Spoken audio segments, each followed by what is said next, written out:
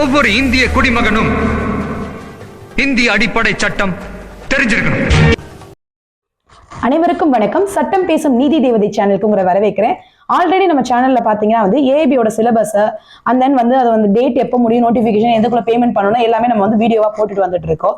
அந்த வகையில பாத்தீங்கன்னா இப்போ பார் கவுன்சிலிங்ல இருந்து யார் யாரெல்லாம் ஏபி எக்ஸாம் எழுதலாம் அப்படின்னு சொல்லிட்டு ஒரு நோட்டிபிகேஷன் வந்திருக்கு. அதுதான் இப்ப நம்ம பார்க்க போறோம். இப்போ ஆக்சுவலா பாத்தீங்கன்னா முன்னாடிலாம் ஃபைனல் இயர்ஸ் எல்லாருமே முடிச்சு என்ரோல்மெண்ட் சர்டிபிகேட் இருந்தா மட்டும்தான் எக்ஸாம் எழுத முடியும் அப்படின்னு இருந்துச்சு. இப்ப பாத்தீங்கன்னா ஒரு எலிஜிபிலிட்டி கிரைட்டீரியா யார் யாருக்கெல்லாம் கொடுத்துருக்காங்கன்னா ஃபைனல் இயர் ஸ்டூடெண்ட், அதாவது உங்க ஃபைனல் செம்ல இருக்கணும். இப்ப ஃபைனல் செம்ல இருக்காங்க அப்படின்னா அவங்க அரியர் வச்சிருக்க கூடாது. இப்போ 9th செம் வரைக்கும் 5 இயர்ஸ் எல்எல்பியா இருக்கும் அப்படின்னா நம்மளுக்கு 10 செம் இருக்கு. 10th செம்ல நீங்க இருக்கணும். அந்த 9th செம் வரைக்கும் உங்களுக்கு அரியர் எதுவும் இருந்திருக்க கூடாது. நீங்க எல்லாமே கிளியர் பண்ணி எந்த ஒரு பிளாக்கேஜும் இல்லாம இருந்திருக்கணும். அப்படி இருக்கிறவங்களுக்கு தான் இந்த எக்ஸாம் எழுதலாம் அப்படின்னு சொல்லிட்டு சொல்லியிருக்காங்க. நிறைய பேர் ஃபைனல் இயர்னு சொன்னோடனே ஃபைனல் இயர்ல இருக்க எல்லாருமே எழுதலாம் அப்படின்னு சொல்லிட்டு நினைச்சிட்டு இருக்கீங்க. அப்படி கிடையாது. ஃபைனல் இயர்ல ஃபைனல் செம்ல இருக்கணும். எந்த ஒரு பிளாக்கேஜுமே உங்களுக்கு 9th செமஸ்டர் வரைக்கும் இருந்திருக்க கூடாது. அதே மாதிரி 3 இயர்ஸ் எல்எல்பியா இருந்தீங்கன்னா உங்களுக்கு 5th செமஸ்டர் வரைக்கும் எந்த ஒரு பிளாக்கேஜ் இருந்திருக்க கூடாது.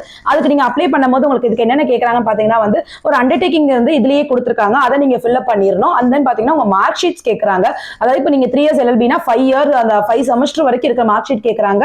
அதே மாதிரி நீங்க 5 இயர்ஸ் எல்எல்பியா இருந்தீங்கன்னா 9 செமஸ்டர் இருக்க வரைக்கும் இருக்க மார்க் ஷீட் கேக்குறாங்க. இந்த நோட்டிபிகேஷன் என்னன்றது உங்க டிஸ்பிளேல ஷோ பண்றேன், அதை நீங்க பாத்துக்கோங்க.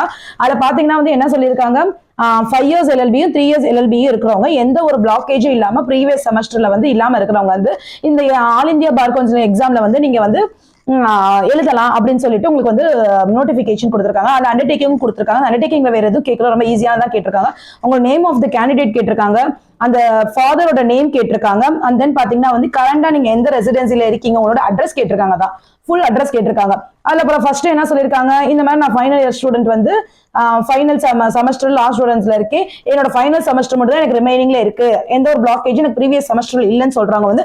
அவங்க எழுதலாம். ஃபர்ஸ்ட் அவங்க. செகண்ட் யாருன்னா நான் ஃபைனல் செமஸ்டரும் முடிச்சுட்டேன், எனக்கு இதுக்கு முன்னாடி வரைக்கும் எந்த ஒரு பிளாக்கேஜும் இல்ல, வெயிட்டிங் ஃபார் என்னோட ஃபைனல் ரிசல்ட்டுக்கு மட்டும் நான் வெயிட் பண்ணிட்டு இருக்கேன் அப்படின்னு சொல்றவங்களும் எழுதலாம்.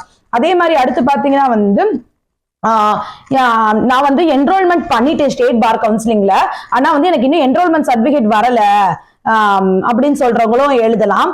அதுக்கப்புறம் நம்ம ஏதாவது ஜாப் நீங்க லா கிராஜுவேட் ஆயிட்டீங்க, வேற ஏதாவது ஜாப்ல நம்ம ரெசிடென்சில இந்த மாதிரி இருக்கீங்க அப்படின்னா அவங்களும் நீங்க எழுதலாம் அப்படின்னு சொல்லிட்டு, அதாவது என்ரோல்மெண்ட் சர்டிபிகேட் இல்லாதவங்களும் இதை எழுதலாம். அதே மாதிரி ஃபைனல் இயர்ல ஃபைனல் செமஸ்டர்ல எந்த ஒரு பிளாக்கேஜும் இல்லாம இருக்கிறவங்களும் இதை எழுதலாம். இந்த மாதிரி லா கிராஜுவேட் ஆயிட்டு நான் என்ரோல்மெண்டே பண்ணல அப்படின்னாலும் நீங்க எழுதலாம் அப்படின்னு சொல்லிட்டு சொல்லியிருக்காங்க.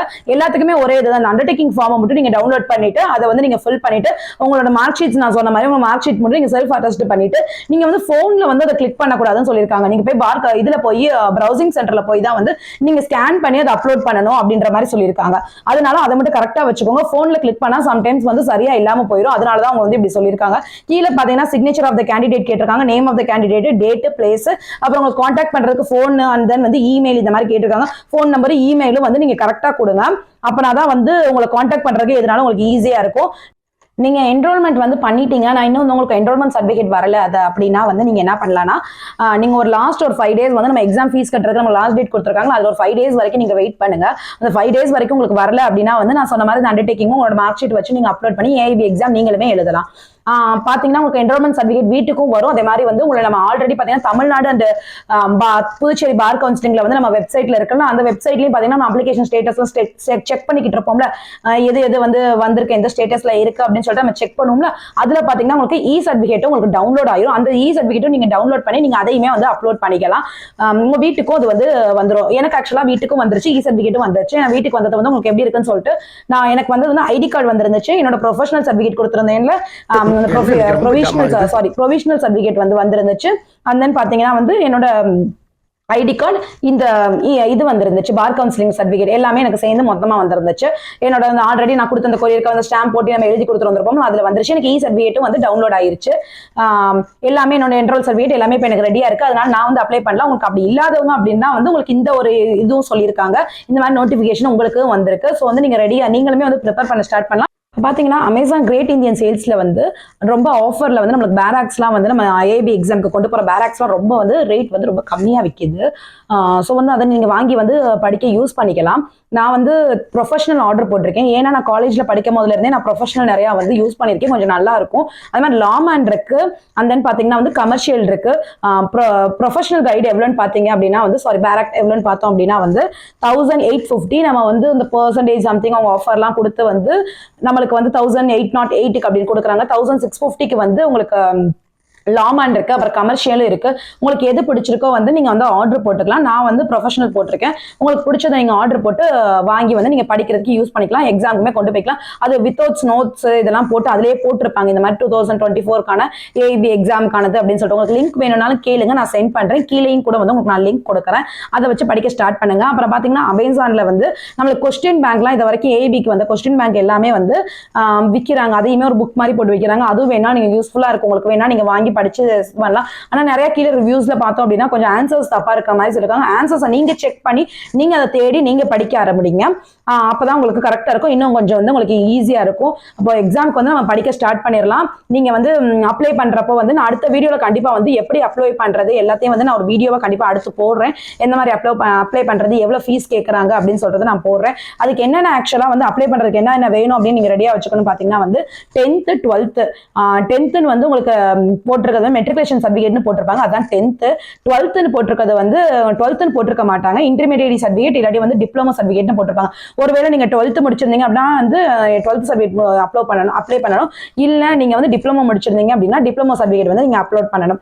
அப்புறம் வந்து உங்களுக்கு நான் சொன்ன மாதிரி என்ரோல்மெண்ட் பண்ணியிருக்கவங்களுக்கு என்ரோல்மெண்ட் சர்டிஃபிகேட் வந்து நீங்க அப்லோட் பண்ணணும். அதுக்கப்புறம் உங்களோட பாஸ்போர்ட் சைஸ் போட்டோ ரெடியா வச்சுக்கோங்க. அதுக்கப்புறம் வந்து உங்களோட சிக்னேச்சர் ரெடியா வச்சுக்கோங்க. அப்புறம் ப்ரொவிஷனல், நம்மளோட கன்சால்டேட், இது எல்லாமே நீங்க ரெடியா வச்சுக்கிட்டீங்க அப்படின்னா வந்து நம்மளுக்கு ஈஸியா இருக்கும். நம்ம அப்ளை பண்ணும்போது ஆல்ரெடி இதெல்லாம் நம்மகிட்ட ரெடியா இருக்கும். அதனால வந்து உங்களுக்கு எந்த ஒரு பிரச்சனையும் கிடையாது. நம்ம ஆல்ரெடி வந்து இதுக்கு பார் கவுன்சிலிங்க்கு வந்து நீங்க என்ரோல்மெண்ட்டுக்கு அப்ளை பண்ணிருப்பீங்க. ஒருவேளை இல்லாதவங்க வந்து நீங்க ஸ்கேன் பண்ணி கடையில போய் கொடுத்து நல்லா ஸ்கேன் பண்ணி நீட்டா எடுத்து வச்சுக்கோங்க.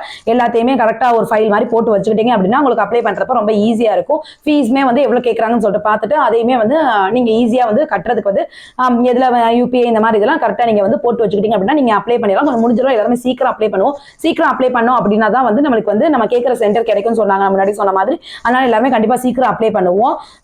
வேற வந்து நீங்க வேற ஏதாவது வீடியோஸ் வேணும்னாலும் நீங்க வந்து இந்த கேளுங்க, நான் உங்களுக்கு கண்டிப்பா அப்லோட் பண்றேன். இப்போ வந்து நான் இந்த ஃபைனல் இயருக்கு அண்ட் தென் வந்து என்ரோல்மெண்ட் சர்டிஃபிகேட் இல்லாதவங்க லா கிராஜுவேட்டுக்குலாம் என்னன்னு சொல்லிட்டு இந்த பார் கவுன்சிலிங்ல வந்து கொடுத்துருக்க நோட்டிஃபிகேஷன் உங்களுக்கு சொல்லியிருக்கேன். நெக்ஸ்ட் ஒரு வீடியோல வந்து உங்களுக்கு வந்து எப்படி வந்து அப்ளை பண்றது அப்படின்னு சொல்லிட்டு நான் சீக்கிரமா கண்டிப்பா அதுக்கும் வீடியோ போடுறேன் உங்களுக்கு. அந்த வீடியோ பார்த்து நீங்க வந்து எப்படி அப்ளை பண்றது அப்படின்னு சொல்லிட்டு நீங்க இது பண்ணிக்கோங்க. வேற ஏதாவது டவுட்ஸ் இருந்தாலும் நீங்க வந்து கண்டிப்பா நீங்க கமெண்ட்லயும் கேட்கலாம். நான் இன்ஸ்டாகிராம் ஐடி கொடுக்குறேன். அதுலயும் வந்து நீங்க கேட்கலாம். பர்சனலா ஏதாவது கேட்கணும் அப்படின்னாலும் என்கிட்ட நீங்க எதுனாலும் கேட்கலாம். உங்களுக்கு எல்லாத்தையுமே கிளியர் பண்றதுக்கு நான் ரொம்ப ரெடியா இருக்கேன். எந்த மாதிரி உங்களுக்கு வந்து ஒரு நாலேஜ் வேணும் எதுனாலும் சரி நீங்க வந்து கிளியர் பண்ணலாம்.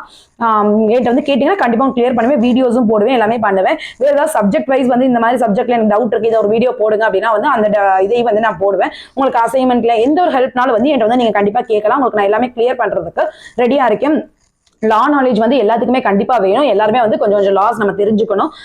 ஸோ வந்து நம்ம என்ன பண்ணலாம் அப்படின்னா வந்து கொஞ்சம் கொஞ்சம் லா வந்து எல்லாருமே தெரியாதவங்களுக்கும் நம்ம கொஞ்சம் கொஞ்சம் சொல்லிக் கொடுக்கலாம். இந்த மாதிரி நீங்களும் ட்ரை பண்ணுங்க. நிறைய வந்து ஒரு நாளைக்கு வீட்டு சைடு இருக்கவங்களுக்கு இந்த மாதிரி உங்களுக்கு இந்த மாதிரி உரிமைகள் இருக்கு அப்படின்னு சொல்லிட்டு இது பண்ணலாம்.